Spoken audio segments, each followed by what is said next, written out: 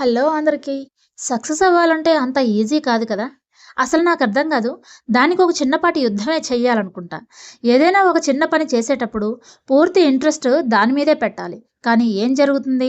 మనం అనుకున్న ఆ టార్గెట్‌ని ఫినిష్ చేయటానికి, మనం వెళుతున్నప్పుడు దానిని డామినేట్ చేయటానికి మరెన్నో ఆశలు, ఇంకా మరెన్నో అత్యాశలు ఎదురవుతూ ఉంటాయి. వీటన్నిటికీ లోబడి మనం అనుకున్న టార్గెట్‌ని మర్చిపోవడమో, పక్కన పెట్టడమో చేస్తుంటాం. మనిషి అన్నాక కొన్ని ఆశలు, అత్యాశలు సహజమే అనుకుందాం కాసేపు.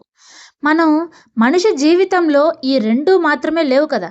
ఇలాంటి వాటిని అనుసరించి ఎన్నో ఉన్నాయి. ప్రపంచంలో జరిగేటటువంటి అన్నీ నాకే కావాలి అనుకున్నవాడు ఎప్పుడూ కూడా పైకి రాలేడు. ఇవన్నీ ఒక ఎత్తైతే ఆ సక్సెస్‌ని చేరుకోవడానికి మనిషి వెళ్ళేటప్పుడు తప్పుడు మార్గం ఉందే, అది వీటన్నిటికంటే ఎక్కువ నీతి మాలిన పని. నువ్వు ఎన్నో అడ్డదారులు తొక్కి చేరుకునేది సక్సెస్ అనిపించుకోదు. సక్సెస్‌కి ఒకటే మార్గం, నీతి, నిజాయితీ. సక్సెస్ ఎప్పుడు మనం అనుకున్నప్పుడు రాదు. అనుకోని విధంగా వస్తుంది. అప్పుడు కదా తెలుస్తుంది నువ్వు ఎవరో.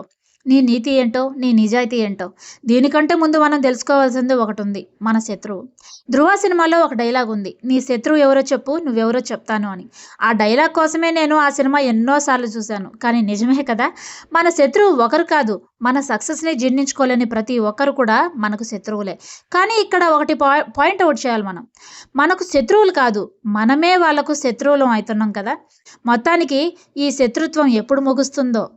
నాకు తెలిసి దీనికి ముగింపే లేదు.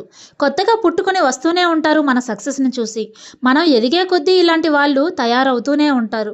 అందుకే ఇలాంటి వాళ్ళందరికీ భయపడుతూ పోతూ ఉంటే మనం ఎదగలేం కదా! నాకు తెలిసిన ఒక మహానుభావుడు ఒక మాట చెప్పారు. ఇలాంటి వాళ్ళంతా బావిలో కప్పల్లాంటి వాళ్ళు అని. సక్సెస్ అనేది ప్రతి ఒక్కరికి సాధ్యమవుతుంది. ఖచ్చితంగా అవుతుంది. కాకపోతే కొంచెం ఆలస్యం అవుతుండొచ్చు. ఈరోజు నీ అపజయమే రేపటి విజయం అనుకోవాలి. ముందుకు సాగిపోతూ ఉండాలి.